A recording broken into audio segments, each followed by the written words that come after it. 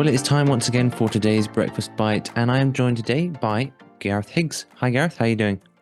Hi, Nathan. Morning, everybody. I'm good, thanks. How are you? Not too bad, thank you. It's great to Good. see you again. And are you ready to dive into today's Breakfast Bite?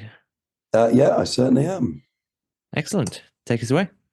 Thanks a lot. So recently, in our staff meeting where I work, we every now and again we'll read a psalm, and we're reading a generic psalm one day together.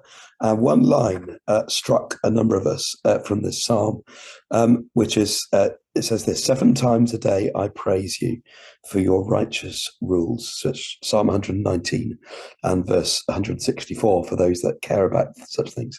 7 times a day I praise you.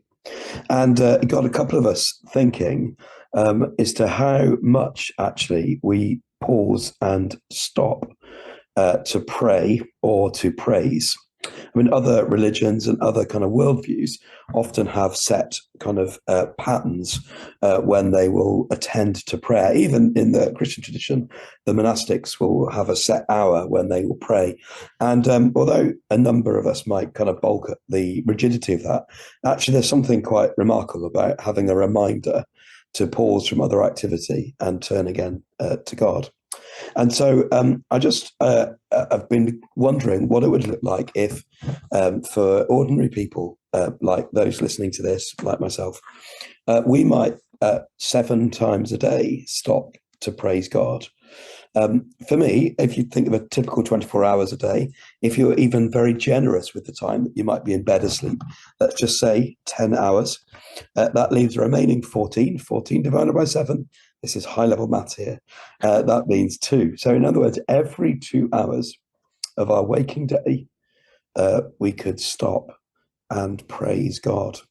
What might it mean if we set an alarm on our phone or a reminder on our calendar or a note on the fridge that reminded us that at certain points of the day we were going to stop and praise God? And that doesn't necessarily mean getting out a guitar and singing a worship song. It doesn't mean doing a Gregorian chant. It doesn't mean anything overly formal.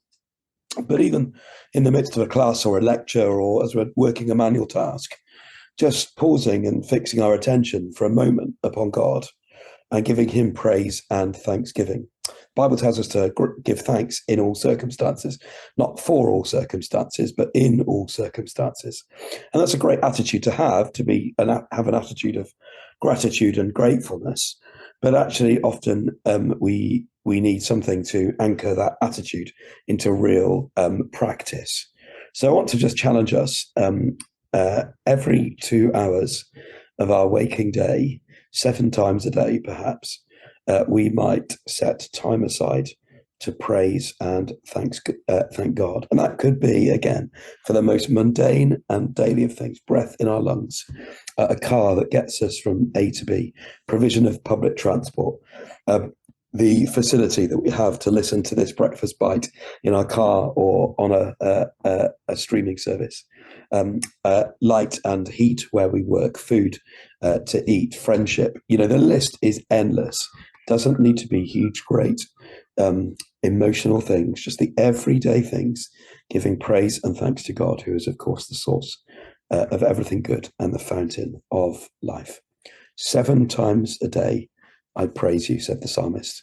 I wonder whether that might be a pattern of life that we could adopt today and in the coming days.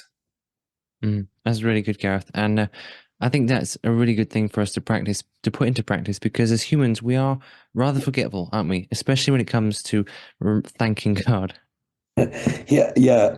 And that's absolutely right. And we can take even incredible things for gratitude when we get used to them, I think. Yeah, absolutely. So that's a really good idea. Stopping every 2 hours, is it? So that's 7 times a day to Yeah. thank God for something. Yeah. If you want to be more mathematical with how much you sleep and devise it slightly differently, then of course that's perfectly fine. But Yeah. basically, 10 hours sleep, 14 hours awake, 14 times divided by 2 equals 7. Yeah, I think that's a really good habit to get into, isn't it? We can stop to thank God. And like you say, the list is endless. There are so many things that we probably take for granted, but we could actually remember to thank God for, because these things, they're all gifts from God. And it's good to stop and remind ourselves of that. Indeed. Absolutely.